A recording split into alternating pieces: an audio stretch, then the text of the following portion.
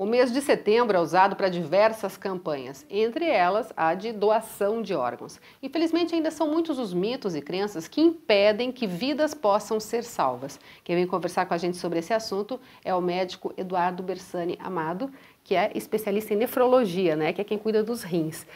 Rins é uma área hoje em que precisa-se muito? Justamente, primeiro, boa tarde, Boa Elaine. tarde. E sim, em torno de 1.500 a 1.700 pacientes ainda aguardam um transplante de rins no nosso Paraná. Então, com certeza, ainda é uma área que temos uma grande demanda desse órgão. Assim como o fígado, o coração, mas o rim realmente é a grande maioria. Os hospitais têm pessoas especializadas para conversar com a família, mas muitos ainda acabam não aceitando a doação, né?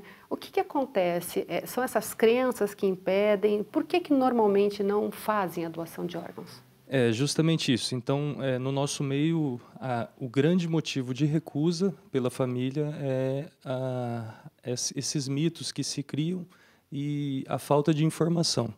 Então, por exemplo, um dos mitos é atrapalhar o velório caso o paciente seja disponibilizado os órgãos do paciente.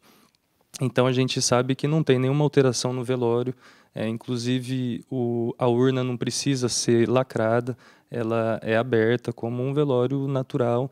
Isso daí a equipe de doação e transplante, essa comissão que atua no hospital é responsável por isso.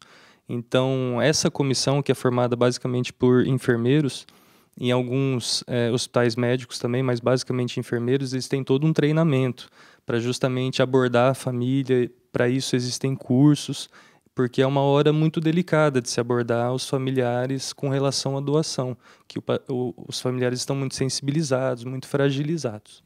Agora, tem aquela história também de achar que é um mito, uma lenda urbana, né? A pessoa não vai ter nem morrido ainda e vão tirar os órgãos dela, vou vender os órgãos. Isso ainda tem muito?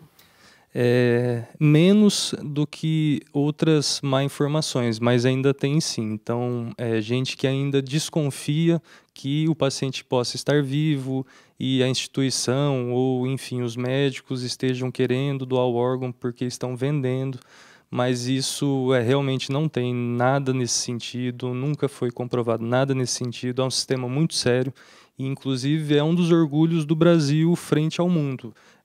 O investimento é alto, é pesado, justamente pelo benefício que traz para os pacientes e também financeiramente para o Estado. Então, não, é muito sério. Seja paciente de convênio, seja paciente do Sistema Único de Saúde, não tem diferença nenhuma. Agora, tem uma lei tramitando, porque hoje só se a família é autorizada, né, doutor? Justamente, hoje, até a lei atual, é só caso a família concorde na doação. Agora, essa nova lei, o que o pessoal espera é que o próprio doador possa deixar isso definido por escrito e ele ser o responsável por isso, e não a família ter que dar o veredito final. Justamente, essa é uma medida que está tramitando já e prevê justamente isso, que caso o paciente tenha deixado algo legal em vida, autorizando a doação de órgãos, os familiares não teriam esse cargo de decidir no pós-morte sobre a doação. Então, isso, sem sombra de dúvida, facilita muito a doação de órgãos, né?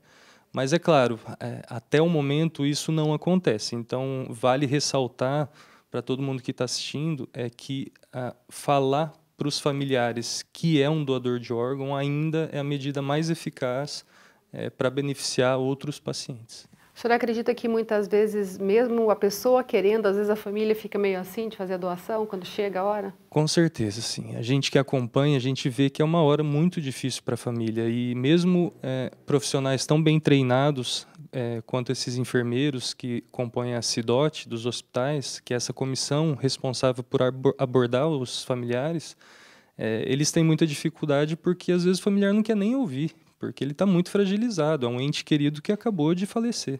Então ele está tentando processar o que é morte cerebral, que o coração continua batendo, mas ele está em óbito. Então, tentando processar isso, você já pergunta se quer que doe os órgãos. Então, é muito difícil. Então, com certeza, é uma situação muito desagradável, mas que ajuda muitos pacientes. Então, todo esse esforço nosso e das CIDOTs dos hospitais. O senhor acredita que, em média, assim, teria que melhorar? Claro, se todo mundo pudesse doar seria muito melhor, mas, em média, quantas doações teria que ter a mais? Ou é muito baixo ainda para se conseguir melhorar, nesse caso dos rins, por exemplo? Justamente, o ideal que a gente luta em chegar é fila zero. A exemplo do que aconteceu com a córnea. A córnea teve um período que não tinha fila de córnea. Então, a gente tem 2.000 pacientes esperando por transplante de rim, fígado, coração no Paraná. O ideal seria que todos estivessem com o seu órgão disponível quando precisassem. Outra perspectiva é assim, não precisar de doador vivo. Por que acontece a doação intervivos, né? Por que, por exemplo, o pai doa para o filho? Porque a gente não tem um tanto de órgão disponível para todo mundo que precisa e é uma maneira de aumentar o número de transplantes. Então, com certeza, esse é o ideal. E para chegar lá, a gente ainda está um pouco longe. Não só nós, isso daí é mundial, né?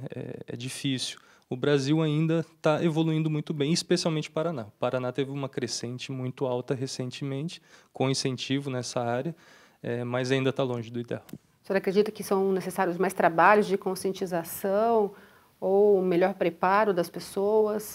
Isso é bem comprovado. Nos países que as pessoas têm uma instrução melhor sobre isso, que elas têm uma consciência maior sobre isso, o índice de doação ele é muito alto.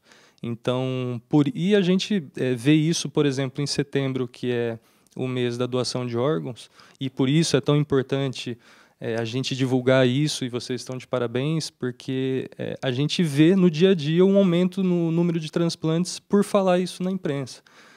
Quando aparece numa telenovela, por exemplo, isso daí explode. Então, divulgação, informação, acabar com esses mitos, é isso que a gente faz que a gente pode fazer para aumentar o número de transplantes. E quem sabe um dia chegar nesse nível ideal, né? Justamente, o Brasil tem tudo para chegar. Tá certo. Muito obrigada pela sua participação. Eu que agradeço.